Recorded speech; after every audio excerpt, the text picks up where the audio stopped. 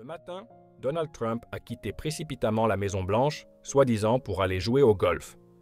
Mais très vite, il s'est lancé dans une nouvelle provocation. Il a publié des mèmes où il rebaptise le département de la Défense en département de la guerre, montrant des hélicoptères attaquant Chicago sous le slogan « Chipocalypse Now ». Il a même osé écrire « J'adore l'odeur des déportations au petit matin ». Pendant que, de l'autre côté du monde, Xi Jinping, Poutine, Kim Jong-un et Modi resserrent leurs liens. Les États-Unis s'isolent à cause des caprices de Trump.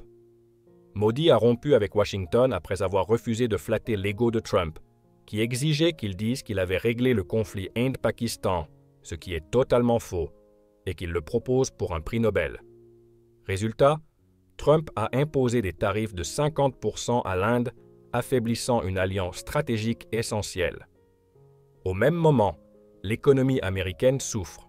Les emplois manufacturiers reculent depuis 4 mois consécutifs, avec 78 000 postes perdus cette année, dont près de 40 000 après que Trump a proclamé son « jour de libération », que beaucoup appellent plutôt son « jour de liquidation ». Face à ces chiffres désastreux, il tente de manipuler la réalité en plaçant ses fidèles à la tête du Bureau des statistiques du travail après avoir limogé son directeur. Le candidat qu'il veut imposer, Uji Anthony, est un idéologue d'extrême droite, connu pour ses propos misogynes, pornographiques et haineux, ainsi que pour ses références douteuses à Hitler. Voilà l'homme à qui Trump voudrait confier les chiffres officiels de l'emploi. Ce n'est pas un cas isolé. Jim Jordan, devenu président de la commission judiciaire sans jamais avoir passé le barreau, est surtout connu pour avoir couvert un scandale d'agression sexuelle dans son université. L'histoire du Parti républicain regorge de figures liées à des affaires ignobles, et leur complaisance dans le silence autour des dossiers Epstein en dit long. Et comme si cela ne suffisait pas, la Maison-Blanche de Trump se ridiculise en organisant des combats de MMA à Washington, en transformant le jardin présidentiel en un club de loisirs et en publiant des mèmes morbides, se moquant de migrants déchiquetés par des alligators. Une politique tournée en spectacle pendant que les familles américaines perdent des emplois et des opportunités. Trump lui-même assume ouvertement qu'il n'y aura pas de bons chiffres économiques avant 2027, laissant entendre que d'ici là, son équipe aura eu le temps de corriger les statistiques à sa guise. Autrement dit, falsifier les faits. Pendant ce temps, la politique étrangère américaine se dégrade.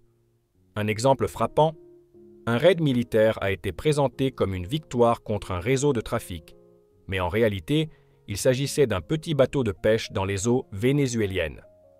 11 personnes ont été tuées, sans preuve qu'elles transportaient quoi que ce soit.